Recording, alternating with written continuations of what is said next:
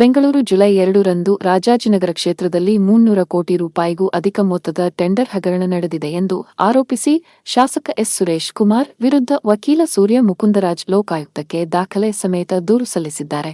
ಮುಖ್ಯಮಂತ್ರಿ ಮೂಲಸೌಕರ್ಯ ಅಭಿವೃದ್ಧಿ ಅನುದಾನ ಹಾಗೂ ಬಿಬಿಎಂಪಿಯ ವಿವಿಧ ಕಾಮಗಾರಿಗಳ ಟೆಂಡರ್ ಪ್ರಕ್ರಿಯೆಯಲ್ಲಿ ಅಧಿಕಾರ ದುರುಪಯೋಗ ಮಾಡಿ ಬೇನಾಮಿ ಗುತ್ತಿಗೆದಾರರಿಗೆ ಲಾಭ ಮಾಡಿಕೊಟ್ಟು ಸರ್ಕಾರಕ್ಕೆ ಭಾರೀ ನಷ್ಟ ಉಂಟುಮಾಡಲಾಗಿದೆ ಎಂದು ದೂರಿನಲ್ಲಿ ಆರೋಪಿಸಲಾಗಿದೆ. 72 ಕೋಟಿ ರೂಪಾಯಿ ರಸ್ತೆ ಮತ್ತು ಚರಂಡಿ ಕಾಮಗಾರಿಯಲ್ಲಿ L1 ಗುತ್ತಿಗೆದಾರರನ್ನು ಕಡೆಗಣಿಸಿ 14 ಕೋಟಿ ರೂಪಾಯಿ ನಷ್ಟ ಉಂಟುಮಾಡಲಾಗಿದೆ ಎಂಬ ಆರೋಪವೂ ಇದೆ.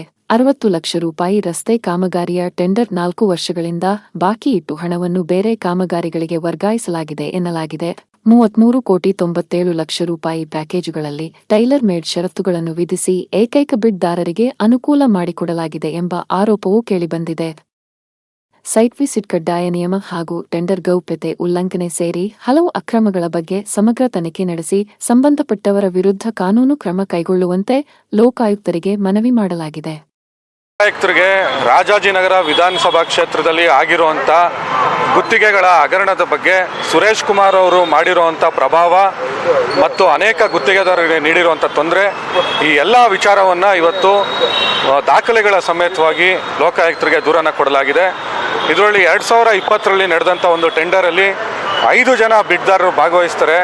ಅದರಲ್ಲಿ L1 ಬಿಡ್ದಾರರಿಗೆ ಟೆಂಡರ್ ಕೊಡಬಾರ್ದು ಅಂತ ಹೇಳ್ಬಿಟ್ಟು ದೂರವಾಣಿ ಮುಖಾಂತರ ಮುಖ್ಯ ಆಯುಕ್ತರಿಗೆ ಹೇಳಿರುವಂಥ ಒಂದು ಕಡತ ಕೂಡ ಸಿಕ್ಕಿದೆ. ಸೊ ಅದರಲ್ಲಿ ಯಾರು ಇದು ಗುತ್ತಿಗೆದಾರರು ಭಾಗವಹಿಸುವಂಥ ಗುತ್ತಿಗೆದಾರರು ಕೂಡ ಈ ಬಿಡ್ಗಳಲ್ಲಿ ಭಾಗವಹಿಸ್ತಾ ಇರೋ ರೀತಿಯಲ್ಲಿ ಕೆಲವೊಂದು ಅಂಶಗಳನ್ನ ತಿದ್ದುಪಡಿ ಮಾಡುವಂಥ ಕೃತ್ಯವನ್ನು ಸುರೇಶ್ ಕುಮಾರ್ ಅವರು ತಮ್ಮ ಪ್ರಭಾವವನ್ನು ಬೀರಿ ಮಾಡಿದ್ದಾರೆ. 2014ರ ಸುತ್ತೋಲೆ ಪ್ರಕಾರ ರಸ್ತೆ ಕಾಮಗಾರಿ ಮಾಡುವಂಥವ್ರಿಗೆ ಕೆಲವೊಂದು ನಿಬಂಧನೆಗಳನ್ನ ವಿಧಿಸಲಾಗಿದೆ. ಆ ನಿಬಂಧನೆಗಳನ್ನು ಉಲ್ಲಂಘನೆ ಮಾಡಿ ರಸ್ತೆ ಕಾಮಗಾರಿ ಜೊತೆಗೆ ಪಾರ್ಕ್ಗಳನ್ನು ಕೂಡ ಸೇರಿಸಿ ಮುಖ್ಯಮಂತ್ರಿಗಳ ಮೂಲಭೂತ ಸೌಕರ್ಯ ನಿಧಿಯನ್ನು ದುರ್ಬಳಕೆ ಮಾಡಿಕೊಂಡಿದ್ದಾರೆ. ಒಟ್ಟಾರೆ 300 ಕೋಟಿಗೂ ಹೆಚ್ಚು ನಷ್ಟವನ್ನು ಇವತ್ತು ಸುರೇಶ್ ಕುಮಾರ್ ಅವರು ಮಾಡಿದ್ದಾರೆ. ಯಾವುದೇ ಗುತ್ತಿಗೆ ಟೈಲರ್ ಮೇಡ್ ಆಗಿರಬಾರ್ದು ಅಂತ ಹೇಳ್ಬಿಟ್ಟು 2014ರ ಒಂದು ಸುತ್ತೋಲೆ ಹೇಳುತ್ತೆ.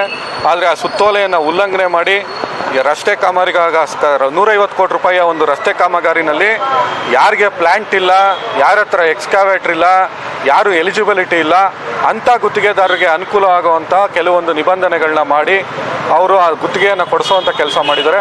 ಇದೆಲ್ಲವನ್ನು ತನಿಖೆ ಮಾಡಬೇಕು ಅಂತ ಹೇಳ್ಬಿಟ್ಟು ಇವತ್ತು ಲೋಕಾಯುಕ್ತರಿಗೆ ದೂರನ್ನು ಸಲ್ಲಿಸಲಾಗಿದೆ. ಸೂರ್ಯ ಮುಕುಂದರಾಜ್.